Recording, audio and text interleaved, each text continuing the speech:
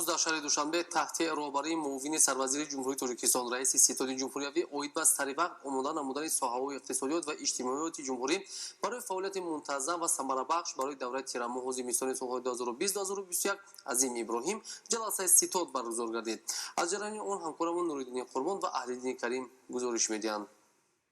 در جلسه اجرای قرار حکومت جمهوری تاجیکستان درباره سریع آماده نمودن ساحه‌های اقتصادیات و اجتماعیات جمهوری برای فعالیت منتظم و ثمربخش در دوره تیرماه و زمستان سال‌های 2019-2020 نتیجه گیری و وظیفه‌گذاری برای به مشکلی گذراندن دوره تیرماه و زمستان سال‌های 2020-2021 بررسی شدند. معاون سروزیر جمهوری تاجیکستان رئیس ستاد عظیم ابراهیم ضمن تحلیل و بررسی مسائل جلسه تاکید داشت که قرار حکومت جمهوری تاجیکستان از 31 مارس سال 2020 تحت رقم 199 درباره سریع آماده نمودن ساحه‌های اقتصادیات و اجتماعیات جمهوری برای فعالیت منتظم و ثمربخش در دوره تیرماه و زمستان سال‌های 2020-2021 به تصویب رسیده تدبیرهای آماده‌سازی خواجگی خلق مملکت و زمستان گذرانی تقویت بخشیده می‌شوند. اطلاع داده شد که با مقصد آموزش حالت واقعی رفت اجرای قرار مذکور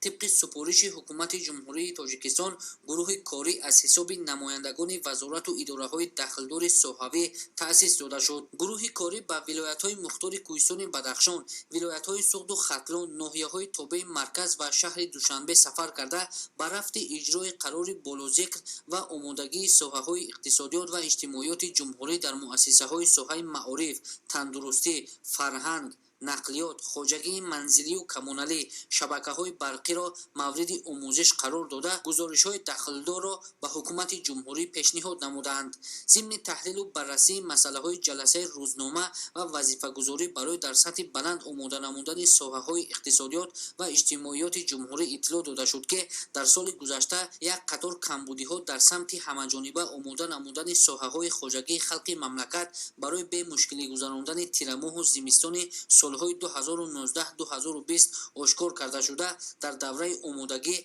به تیرماه و زمستان سال‌های 2020-2021 باید هرچی زودتر اصلاح کرده شوند. ذکر شد که تا سنه 1 مارس سال 2020 2310 عدد بنا و انشاءات در شهر دوشنبه با انرژی گرمی تامین گردیدند که 106% نقشه را تشکیل می‌دهد. در دوره تیرماه و زمستان سال جاری با مقصد تامین نمودن اهالی شهر دوشنبه با نیروی برق و گرمی زیاد کردن استحصال گرمی و رساندن اقتدار آن تا 500 گیگاکال ساعت در شبکه‌های پایتخت به نقشه گرفته شده، علاوه زیاده از 200 انشاءات اجتماعی و اقتصادی شهر و شبکه‌های گرم‌دهی پیوست کرده می‌شوند. عین زمان مرحله اجرای نقشه ذخیره آماده نمودن انشاءات ساحه‌های اجتماعی و اقتصادی به دوره تیرماه و زمستان، ذخیره کافی مواد خوراکواری، ذخیره انگشت و دیگر مواد اساسی سوخت، آمادگی تامین برق و گرمی به مؤسسه‌ها و اهالی در فصل زمستان آغاز گردیدند.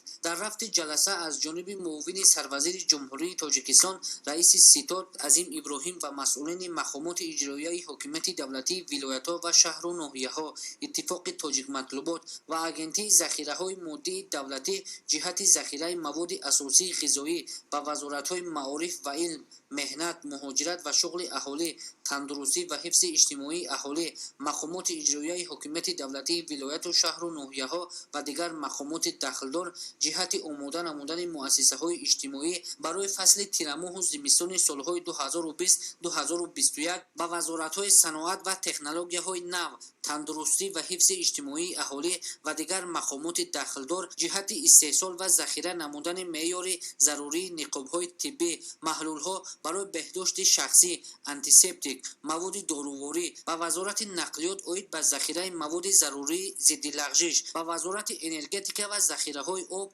اوید به ثمرناک استفاده نیروی برق و کم نمودن تلفات آن، ذخیره نمودن انگشت و به دیگر مقامات دخلدار دایر به اجرای نقشه‌های پیش‌بینی شده سفارش‌های قطعی داده شد. از حال همه‌جانبه آماده نمودن ساحه‌های خواجگی خلق مملکت و زمستان گذرانی و اجرای سریع وقتی قرار қарори ҳукумати ҷумҳурии тоҷикистон дар бораи саривақт омода намудани соҳаҳои иқтисодиёт ва иҷтимоиёти ҷумҳурӣ барои фаъолияти мунтазам ва самарабахш дар давраи тирамоҳу зимистони солҳои 2020-2021 аз масъулон масъулияти ҷиддиро талаб мекунад. нуриддини қурбон, аҳлиддини карим, фирӯзи мусо барои барномаи ахбор.